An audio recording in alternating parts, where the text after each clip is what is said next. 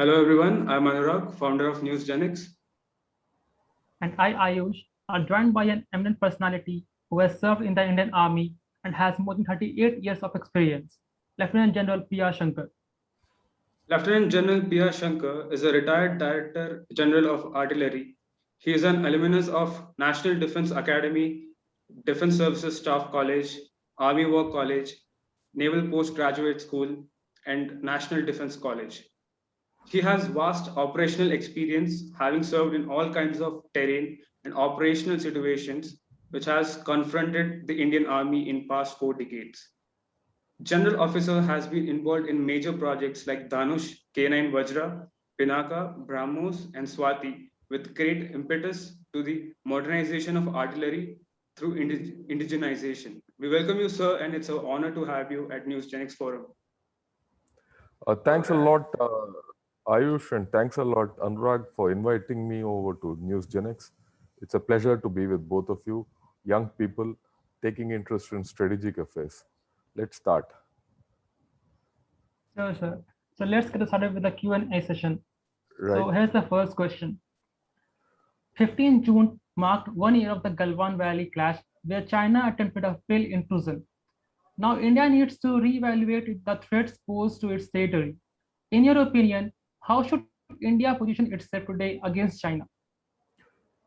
Let's put it this way. India has constantly reevaluated its own position vis-a-vis China and also vis-a-vis Pakistan, because it's just not enough to position yourself against China, right? So that's the first thing. So we've done whatever is required to be done. The first thing we did when the clashes took place and thereafter in the ensuing 1 year, there were certain moves which took place and some counter moves which took place. Following the talks, there were limited withdrawal which took place in both sides. I wouldn't say withdrawal, disengagement which took place, so that there was no face-to-face engagement or no chance of a mishap happening.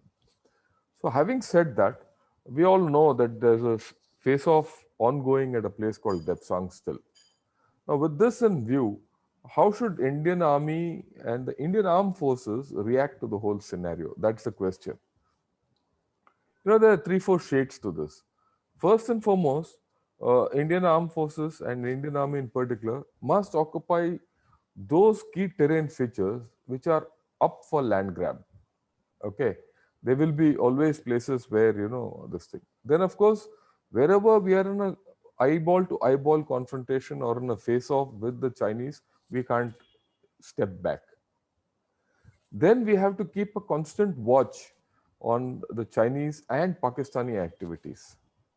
And we should keep a watch and also have sufficient forces in place and moved up, so that if a situation happens or is evolving, we can react to the situation, which is important. And of course, at some point of time, we have to start thinking of, in case China or Pakistan, are up to some mischief and do a little land grab here or there, we should be able to repay it back in kind and do some what is called a quid pro quo action, where you also take something and there's a bargain which goes on. And in the worst case or in the long term, we should also be able to muster enough forces so that we also pose an offensive threat to China in case they intend to undertake a major offensive along or LAC anywhere, right? And this applies to Pakistan also. And having said this, we should be prepared to confront both our adversaries at the same time, in what we normally call as a two-front scenario, for which Indian Army is fully capable of doing. Right? Yeah. So the next question is, China for the first half of the 2021 has been our biggest trade partner, but this happens with a huge trade deficit on our side. And other than that, cheap Chinese products also hurts our local industry. What actions can be taken to reduce our dependency on them and also bring the trade between both the countries on an equal level?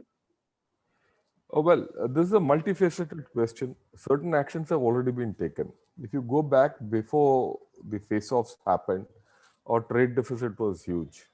And thereafter, the government of India has taken already some steps. For example, not all Chinese firms can bid for all contracts here. And especially not only Chinese, anyone who has a land border with India, there are restrictions for them to bid for certain contracts from security perspective. Besides that, we've already banned some of their apps, right? And certain economic measures have been taken by which the trade deficit has started already following. Yeah, the issue of cheap Chinese goods and redressing the trade deficit is a matter of what you want to do in India, right? I mean, you don't have to do everything what China does. Okay, they for China to come to this level of industrialization and export-oriented businesses, it's taken them a couple of decades. Similarly, we should have a long-term plan, right? The concept of Atmanirbharta shouldn't be a slogan just for 1 year, 2 years, or 3 years. It should be a slogan which and a program, a planned program over the next 10 to 20 years. All right. Oh, main things where we can do well for ourselves are in the area of pharmaceuticals. Just to give you an idea, raw materials. Okay. And we can start looking at certain exports to China. Food, processed food, because China is a food deficient nation. Energy, China is energy deficient. So can you export energy in some form? Can you export certain technologies which you can develop? So you have to have a planned program, right? And so that you can redress the trade balance. And then, of course, these are the things which you can do proactively. And at the same time, you start blocking Chinese expansion of trade in India. So these are the 2-3 things by which you can do, but you fundamentally need to have a long-term program, right? And the political will to go through the whole story. Now, besides the political will, we as citizens have to take the call that we will not go after anything which is Chinese. In which case, automatically things will start reducing. Okay? Yeah. Yes, sir.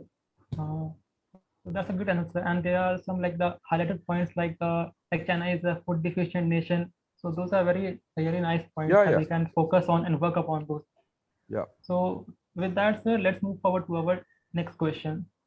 And it is China has been using several tactics, under 100 and others, to increase its influence in the Indian subcontinent and has been able to do so in our neighboring countries.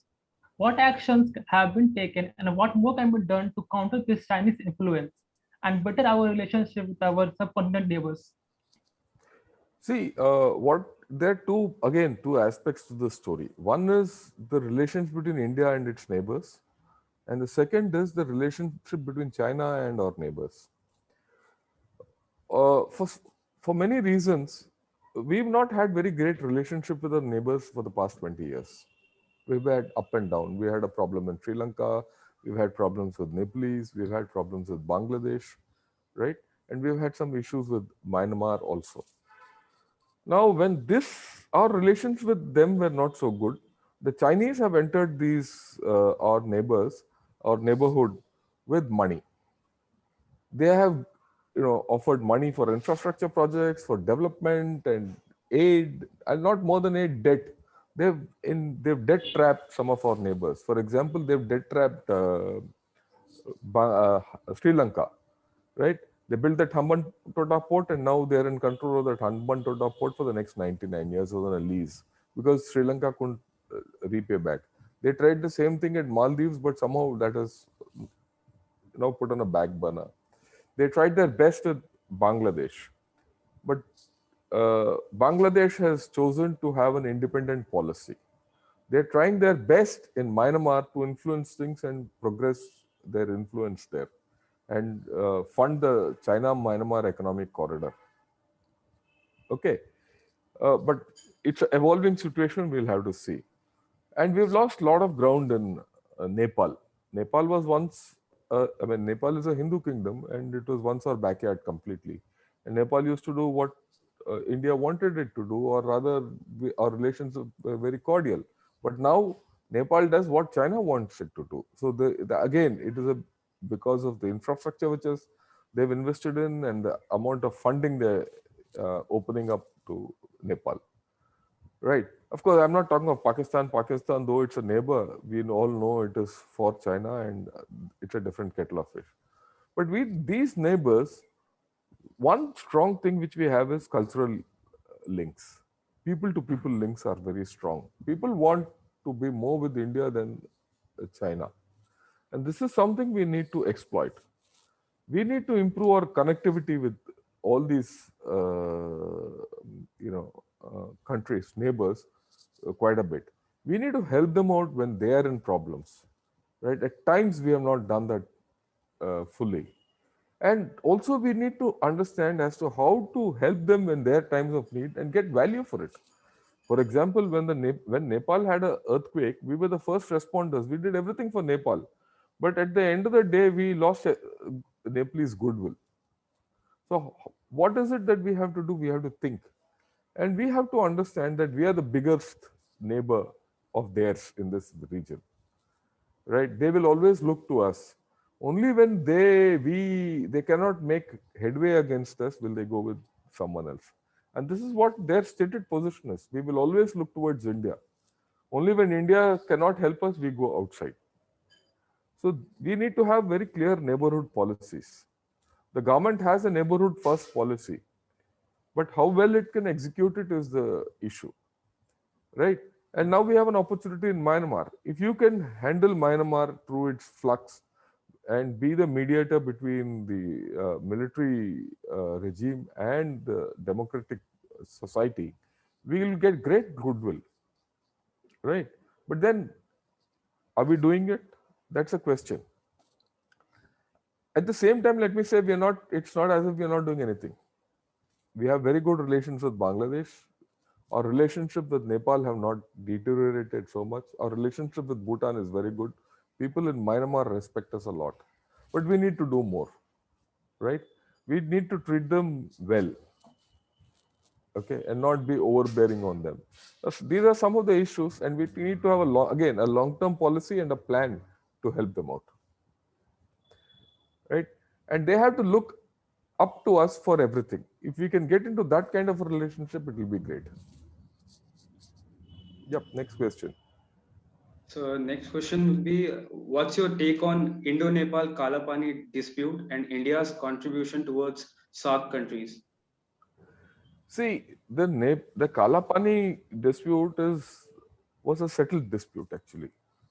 It was raked up by China at the behest of China just before they came into Eastern Ladakh, and the face-off started there.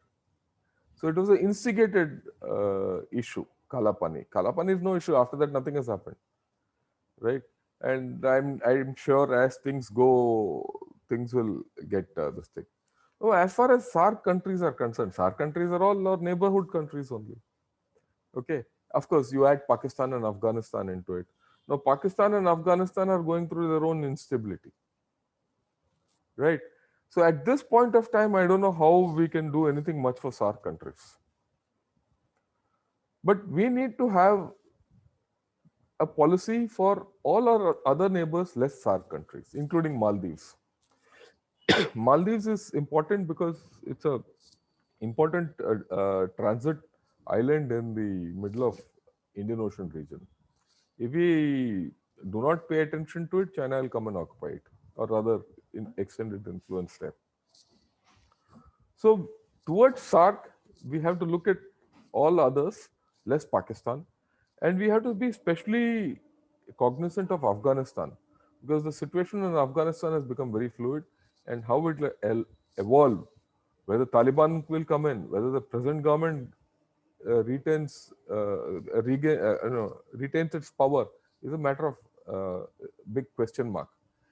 What will be the role of Pakistan and China there? In such conditions, what will be our role there? We'll have to be very careful and calibrate our attitude towards them. That's what I had to say about this issue of SAARC and Nepal.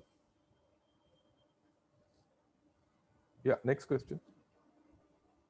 So, sir, coming to the next question, the US withdrawal from Afghanistan has brought a new scenario to the neighboring countries like India, China, Russia, who haven't interacted with Taliban directly. There are possibilities of Taliban overrunning the current Afghan government. What could be the possible repercussions of it to the adjoining countries, especially India? What India gains and loses from it, and how should India adjust itself to the new reality? See, this is a question which everyone is asking for everyone. Because, well, now that the US has left, and the reports are that the Taliban is gaining ground, and the reports are that it is Pakistani supported. But having said that, there's a big difference between Taliban of today and the Taliban of the old times, right? The Talibanis have a mind of their own. They have also given indications that they'll swing towards China. So we don't know what's the evolving thing.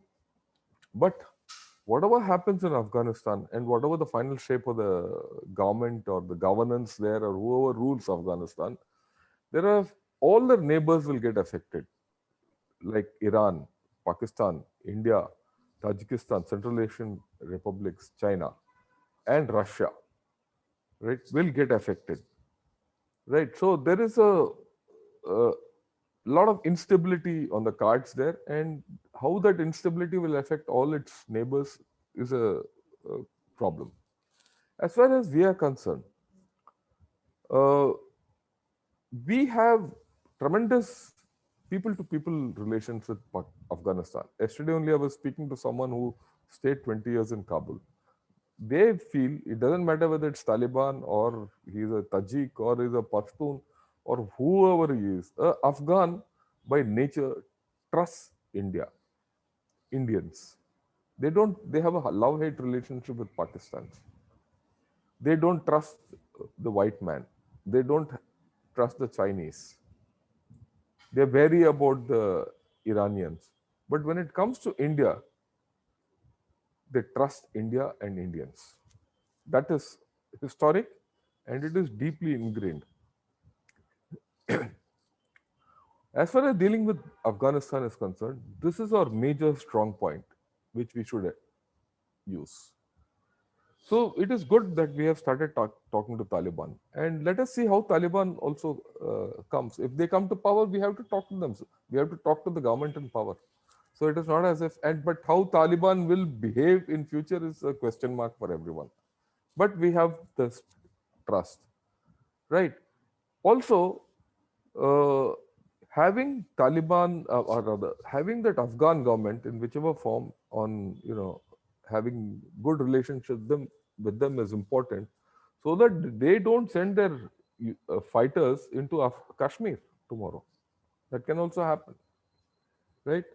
And of course, let's also be very clear that Afghanistan will take time to come into some kind of a stabilization. It will be unstable for at least 5 to 10 years.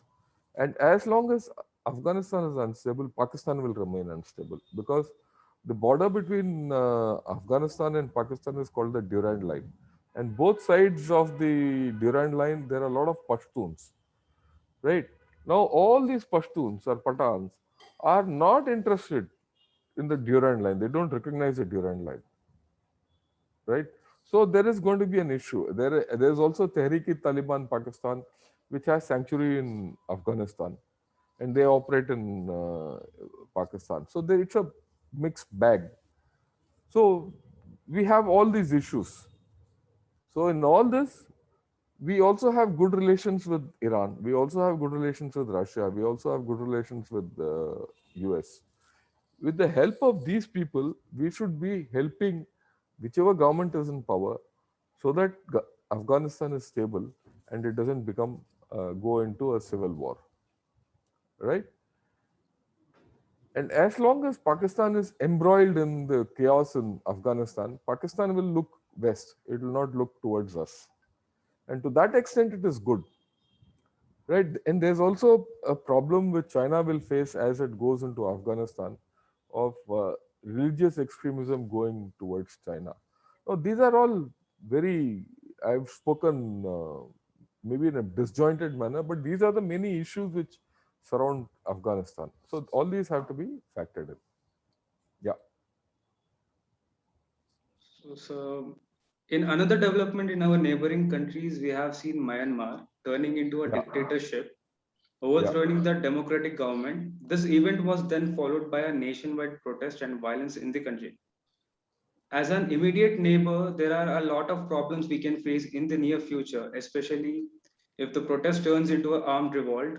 Keeping the current situation in the mind, can India become a mediator to bring back peace in the Myanmar? yeah. See, if you go into the history of Myanmar, Myanmar and India have had great links, trade links. You know, you'll be surprised. A lot of people from South India used to go to Rangoon those days for uh, trade in teak, rubies, everything, right? And Myanmar is rich in minerals. There were a lot of trade. But after the Britishers left this area, the trade collapsed slowly and things changed.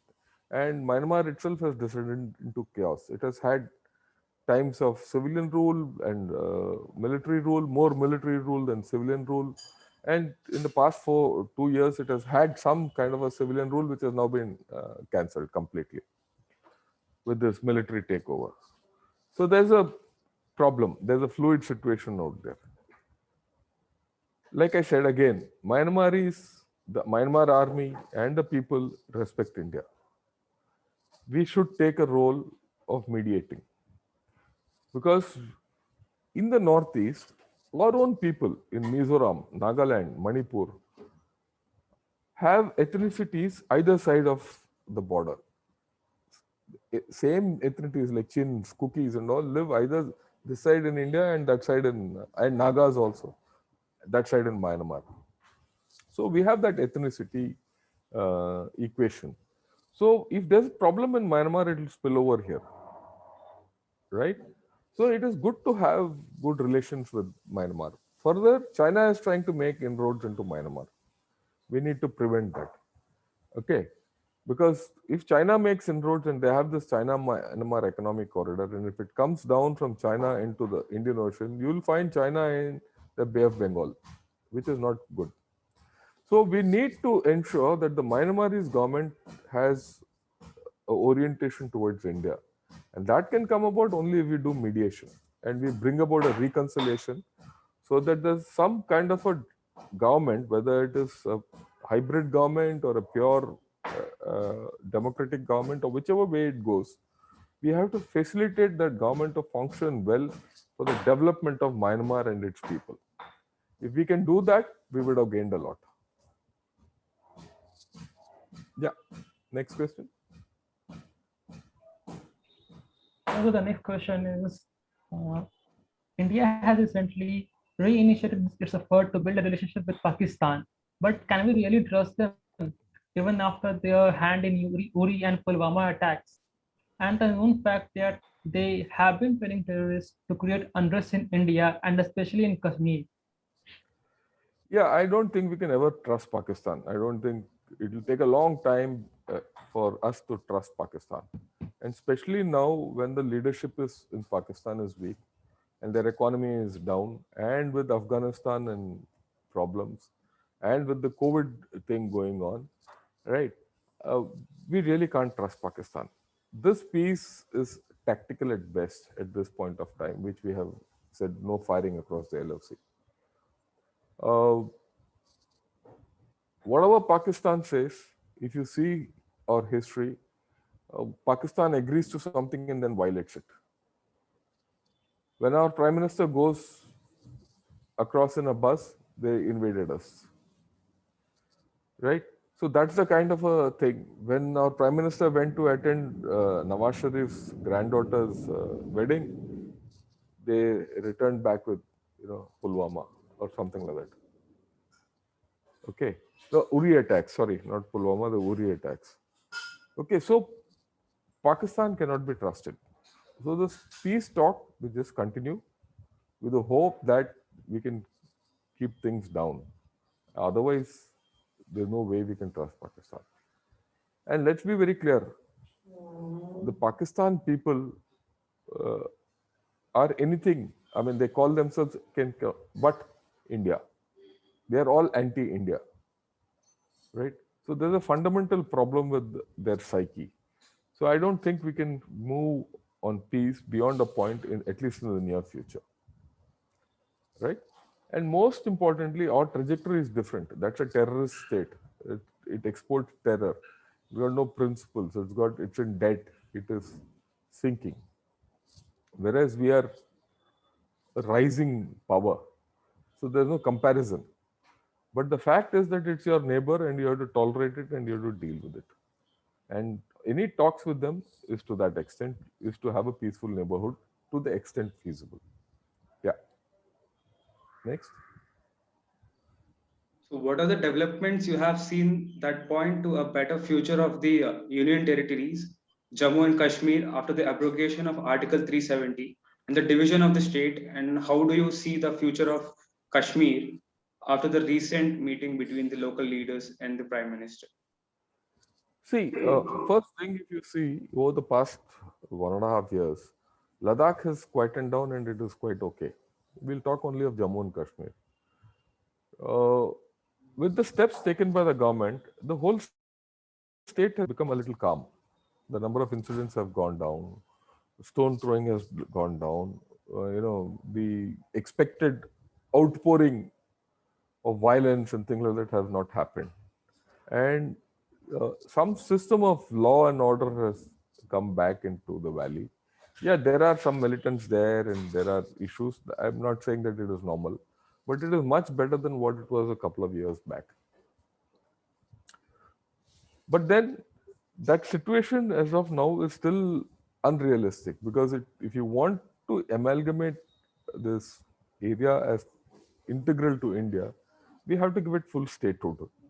And once it is statehood, you need leadership and political leadership to run the state. Unless the state is run politically well, we will have problems. So the outreach of the government of India and the Prime Minister to all the local leaders, I think is a very good one. It's a first step in the political normalization of the state and giving it a statehood, right? And again, let me tell you, there are no easy solutions in Kashmir. It's a complicated situation, and we have to take each step one by one and move forward. And I think it's a good sign, and we should take it to its logical conclusion. Yeah. As we work on to improve our defense forces, the need of theaterization has been presented. How should India move towards bringing up the proposed theaters and what strategic benefits it brings to us? Yeah, that's a big question. I'll leave the proposed theaters because the proposed theaters are generally in public. They want Air Defense Command, Maritime Command, and 2 to 3 theaters along our borders. That is something which will evolve. But what does theaterization do? Theaterization does two things. One, it will enable you to fight better. That means it will enable you to defend India with a lesser cost and more synergy, more with lesser effort, right? So that's the first thing. It brings jointness between Army, Navy, and Air Force.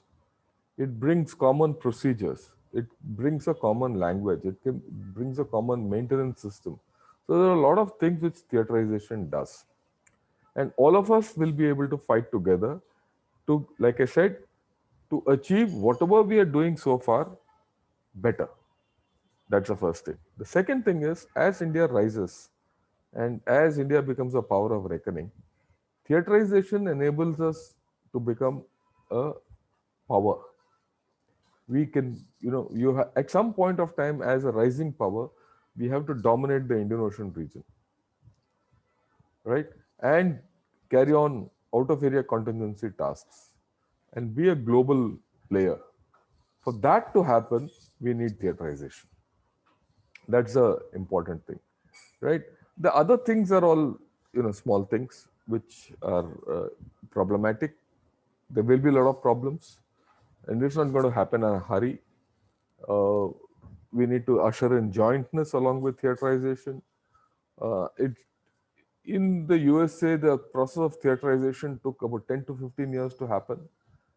Of course, in China, it was different because it was by order. Within 4 or 5 years, it happened. Even in China, despite it being an authoritarian system, It took them 4 to 5 years to bring in theaterization. So we'll take time and we should be patient about the whole affair. For the next 1 decade, we're going to have theaterization and how things will evolve. We will make mistakes, we will learn from them and do better. Some things we'll get right, some things we'll get wrong. What we get right, we build upon. What we don't get right, we go around and rebuild for a better tomorrow. Yeah, that's theaterization in simple terms. So here comes the final question. How can India during the time of COVID-19 crisis strengthen our influence and relationship, especially with our neighboring countries, and what are the few necessary steps we need to take in growing our influence to make India a superpower? See, the first thing is we've had a lot of experience now dealing with COVID, the first wave and the second wave, and now the third wave. The first thing now is that we have to get into a mode where we can handle the third wave well. And that becomes a model for others to emulate. And we should take the experience of the second wave into the third wave and share it with all our neighbors and help them fight their respective third or fourth waves. Right? That's important. The second thing is, now that you have ramped up your vaccine capacity and maybe in the next 2 to 3 months you are again in a position to help your neighbors out with vaccines, you must. Right? Then of course, for the neighborhood, you could have a special travel arrangement or a one-to-one bubble and things like that, so that we are able to reach out to them and they're able to come to us for anything despite the COVID. And then we need to see as to how to revive their economies. Like our economy has been hit, their economies have also been hit, but they are small economies. Whereas ours are large economy, we can take the shock. They might not. So if they don't take the shock and China comes in and starts giving debts and debt trap them, we are in trouble. So we can help them. We can improve trade and communication, culture. So all these issues, tourism, we should start focusing on. Right? I mean, and of course, like I said, how to eradicate COVID and how to tackle COVID so that health issues are also looked after. Right? This is my way of looking at COVID and neighboring countries.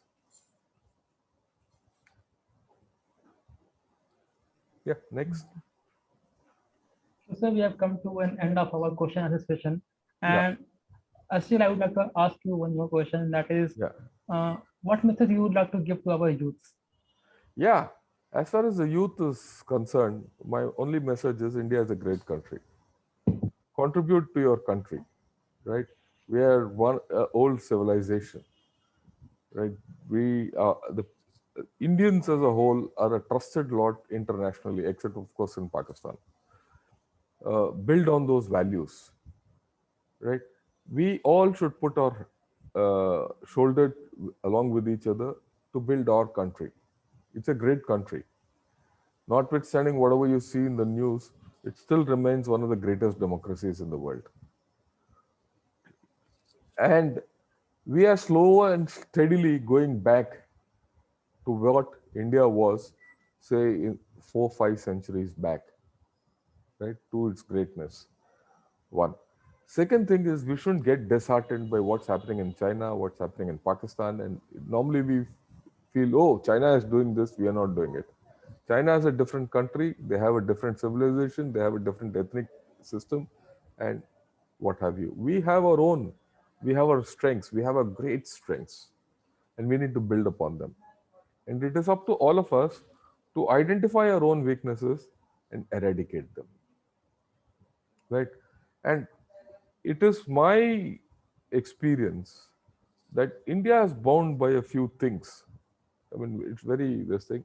India is bound by the multiplicity of its religions. And these multiplicity of its religions cut across every state, every nook and corner of India. And they're identified with each other. It is not one Hinduism or Sikhism, or everyone respects each other's religion in India. It's very important, and it binds them together. The second thing which binds India together, it's communications, it's railways, it's roadways. Wherever you go, it's there. We are a pretty well connected country, right? And culturally, we have similar ideas wherever you go. Okay. So, and civilizationally, we respect the same values. We have a lot of tolerance for each other. So I think we are in a great country. All of us should put our shoulders together and make it greater. That's my message for the youth. Jai Hind. Yeah. So we would like to end this impactful conversation with Lieutenant General Ravi Shankar. Thank you so much, sir, for sharing brief insights, and thank you for your valuable time. Thank you so much, sir. Welcome. And it was a pleasure to be with you, Anurag and Ayush. Look forward to more such interaction. Thank you. Thank you so much, sir. Jai Hind. Jai Hind.